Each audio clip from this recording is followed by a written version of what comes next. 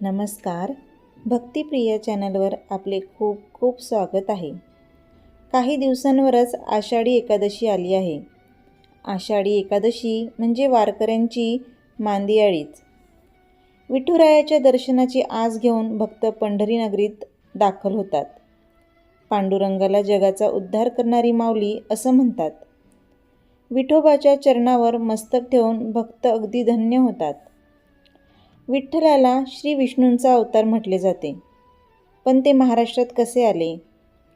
भक्त पुंडलिकासाठी ते 28 युगे एकाच विटेवर उभे राहिले हे तर आपल्याला माहितीच आहे. पण खरी गोष्ट अशी की श्रीकृष्ण अवतारात असताना भगवान विष्णू पंढरी नगरीत येण्यामागे एक वेगळीच कथा आहे. ती काय आहे? पंढरपुरात विठ्ठल रुक्मिणीची वेगवेगळी मंदिरे का आहेत? ही आपण संपूर्ण कथा आजच्या व्हिडिओमध्ये पाहूया. त्या अगोदर चॅनलला सबस्क्राईब केले नसेल तर सबस्क्राईब नक्की करा. स्कंदपुराण आणि पद्मपुराणात असे सांगितले गेले आहे की द्वारकाधीश श्रीकृष्ण रुक्मिणीच्या शोधार्थ पंढरपुरात आले आणि पांडुरंगाच्या रूपाने येथेच उभे राहिले. भगवान श्रीकृष्ण हेच ब्रह्मदेवाच्या रूपाने सृष्टी निर्माण करतात.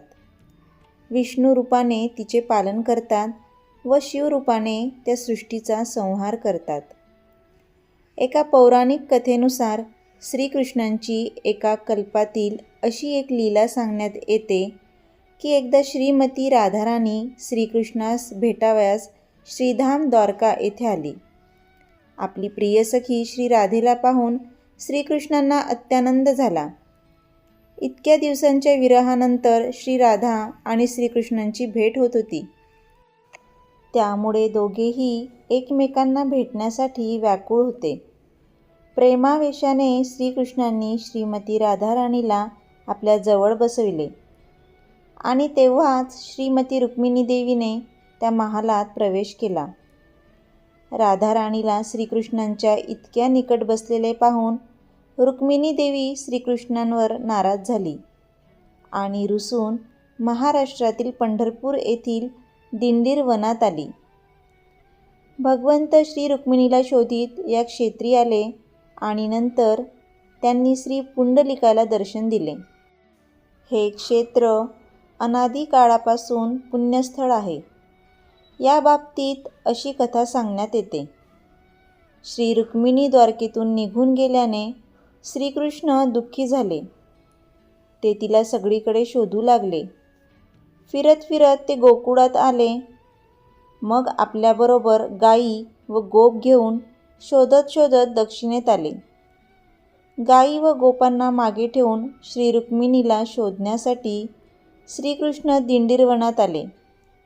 या वनाला तिंडीर वन असेही म्हणतात. तिंडीर म्हणजे चिंच. भगवान कृष्णांनी श्री रुक्मिणीची समजूत काढण्याचा प्रयत्न केला, परंतु आजही रुक्मिणी भगवंतांवर रुसून उभी आहे. म्हणूनही आपण पाहू शकतो की श्री पंढरपूर हे एकमेव असे क्षेत्र आहे जेथे रुक्मिणी आणि श्री पांडुरंग एका ठिकाणी नसून दोघे दोन वेगवेगळ्या ठिकाणी आहेत. आजचा व्हिडिओ आवडल्यास जास्तीत जास्त शेअर करा, लाईक करा आणि चॅनलला सबस्क्राईब नक्की करा. धन्यवाद.